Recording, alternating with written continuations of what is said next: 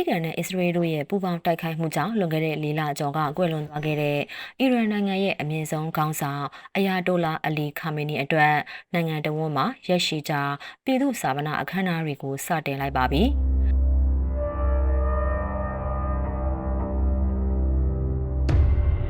ဒီခန္ဓာဟာတမိုင်းတစ်လျှောက်မှာအကြီးမားဆုံးဖြစ်လာနိုင်တယ်လို့အာဏာပိုင်တွေကသတ်မှတ်ထားပြီးနိုင်ငံတကာကလည်းအီရန်ရဲ့နောက်ထပ်ခြေလှမ်းကိုစောင့်ကြည့်နေကြခြင်းဖြစ်ပါတယ်။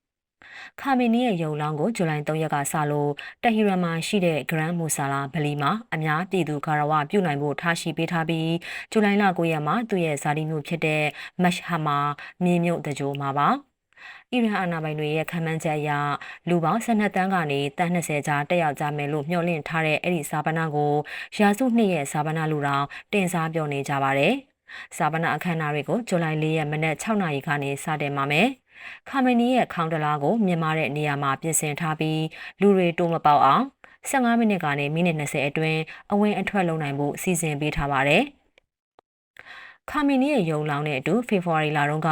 သူနဲ့အတူကွယ်လွန်ခဲ့တဲ့မိသားစုဝင်တွေရဲ့ရုံလောင်းတွေကိုပါ Grand Mosala ဗလီမှာ3ရက်ကြာထားပေးထားမှာဖြစ်ပါတယ်။တဟီရန်မြို့မှာဇူလိုင်4ရက်ကစလို့3ရက်မြောက်တဲ့အထိအစိုးရရုံးတွေနဲ့ပုဂ္ဂလိကရုံးတွေကိုပိတ်ခိုင်းထားပါတယ်။မြို့လေကောင်ကိုလည်းပုဂ္ဂလိကရင်းတွေမဝင်နိုင်အောင်ပိတ်ဆို့ထားပြီးတဟီရန်ရဲ့လေးပိုင်းနဲ့ကိုလည်းတစ်စိတ်တစ်ပိုင်းပိတ်ထားရကနေလုံးဝပိတ်ပစ်တော့မှာပါ။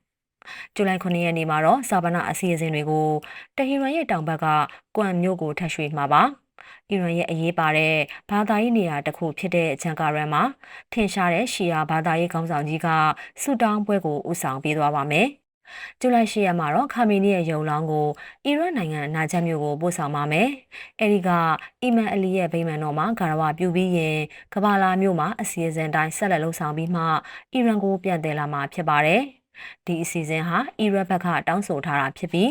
အီရန်ရဲ့ဩဇာညောင်းမှုနဲ့ဘာသာရေးနိုင်ငံရေးဆက်သွယ်မှုတွေကိုပြသနေတာလို့လေ့လာသူတွေကဆိုကြပါတယ်။ဇူလိုင်9ရက်နေ့မှာတော့သူ့ရဲ့ဇာတိဖြစ်တဲ့မက်ရှ်မြို့မှာရှိတဲ့အီမန်ရေဇာဝစ်ကြောင်းတော်မှာမြေမြုပ်တကြိုသွားပါမယ်။ဒါဟာနှစ်စဉ်လူသမောင်းများစွာလာရောက်လည်ပတ်တဲ့အရေးအပါဆုံးဖျားမှုနေရာတစ်ခုဖြစ်ပါတယ်။ပါကစ္စတန်ဝန်ကြီးချုပ်ရှာဘတ်ရှာရစ်အပါအဝင်နိုင်ငံတကာကကိုယ်စားလှယ်တွေလည်းတက်ရောက်ဖို့ရှိနေပါတယ်။အဲဒီနောက်ပိုင်းမှာတော့နိုင်ငံတော်ဝန်မှာရပ်ပေါင်း40ကြာအောင်မေပွဲအခမ်းအနားတွေနဲ့အတူတစ်နှစ်ပြည့်တဲ့အထိအထိမ်းအမှတ်ပွဲတွေဆက်ရှိနေအောင်မလို့သိရပါတယ်။ခါမီနီရဲ့အရိုက်ရာနေရာကိုသူ့ရဲ့သားမူရှတာဘာခါမီနီကဆက်ခံထားပေမဲ့